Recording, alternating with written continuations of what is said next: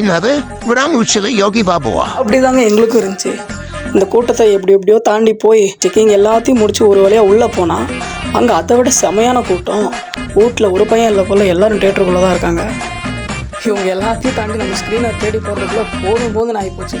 ஒரு வழியாக நம்ம ஸ்க்ரீனை தேடி போய் கண்டுபிடிச்சி உட்காந்தா யாரு சித்தப்பு நீங்க எப்போ வந்தீங்க? ஒரு செகண்ட் நானே ஷாக் ஆகிட்டேன். அப்புறம் தான் தெரிஞ்சு ஆடு போட்டிருக்காங்கன்னு. அதுக்கப்புறம் நாங்களும் உட்காந்து படத்தை பார்த்து முடிச்சாச்சு.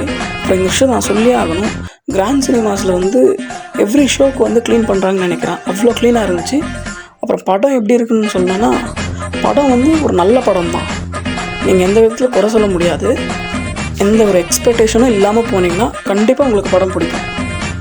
ஸோ ஃபேமிலியோடு வந்து பார்க்குறவங்களுக்கு இட்ஸ் டூ பெட்டர். அப்புறம் படத்தை முடிச்சு நாங்களும் கிளம்பியாச்சு. கிளம்பி பஸ்ஸில் வந்துட்டு இருக்கும்போது பார்த்தா திடீர்னு செக்கிங்லாம் வந்துட்டாங்க. அப்புறம் டிக்கெட்டை காமிச்சு நாங்களும் வீட்டுக்கு கிளம்பியாச்சு. ஸோ ஏன்னா சப்ஸ்கிரைப் பண்ணிக்கோங்க. So let's meet in our next vlog.